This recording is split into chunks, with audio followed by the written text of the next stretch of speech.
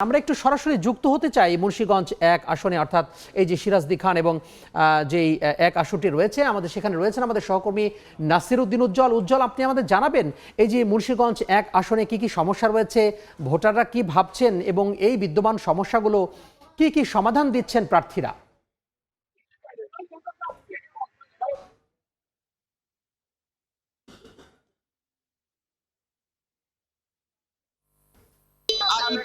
আমাদের রাষ্ট্রপতি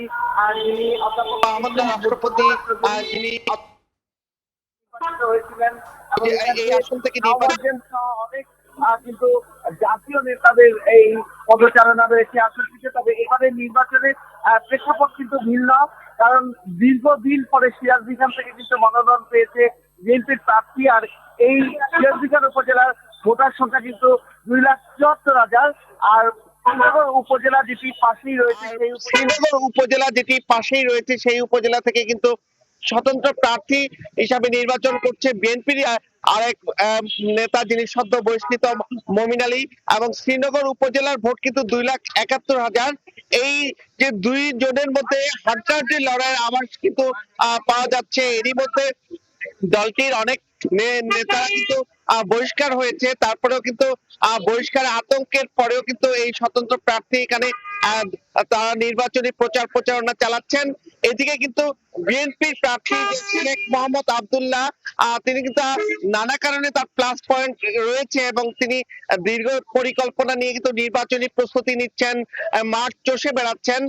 কিন্তু বিএনপির মধ্যে যে দ্বিধা বিভক্ত হয়েছে, এই কারণে কিন্তু সুযোগ নিতে যাচ্ছেন দাঁড়িপাল্লার প্রার্থী জামায়াত ইসলামের যে একেএম ফখরুদ্দিন রাজি। এখানে জামাতের খুব শক্ত ভিত না থাকলেও কিন্তু এই সুযোগ নিয়ে নানা রকম প্রচেষ্টা চালিয়ে যাচ্ছেন। এনসিপি জামাতের যে 10 দলীয় জোট, তাদের অনেকে এই আসনে কাজ করছেন, কারণ এই জেলার যে 3টি আসন রয়েছে এর মধ্যে কিন্তু জামাতের একমাত্র প্রার্থী রয়েছেন এই মুন্সিগঞ্জ 1 আসনে। এবং এই আসনটিতে যে 6 জন প্রার্থী ভোট যুদ্ধে অবতীর্ণ রয়েছেন, তার মধ্যে কিন্তু একমাত্র জেলার মহিলা প্রার্থী রয়েছেন রোকেয়া আক্তার, যিনি আপেল প্রতীক নিয়ে। এবং অন্যান্য যেসব প্রার্থীরা আছেন তারা কিন্তু মাঠে রয়েছেন। তবে এই নির্বাচন ঘিরে এখানে যে আলু উৎপাদনের সর্ববৃহৎ এলাকা, সেখানে আলু চাষিরা আলু পরিচর্যা নিয়ে ব্যস্ত। এর মাঝেও কিন্তু আমরা দেখছি সন্ধ্যার পর থেকে কিন্তু চায়ের দোকান, সব জায়গায় কিন্তু এই নির্বাচনী আলাপ আলোচনা।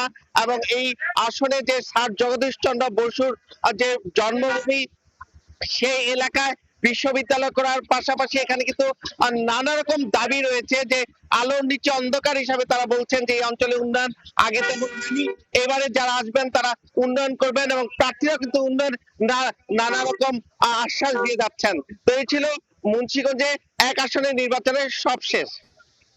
সহকর্মী নাসির উদ্দিন উজ্জ্বল যুক্ত হয়েছিলেন মুন্সিগঞ্জ 1 আসন থেকে।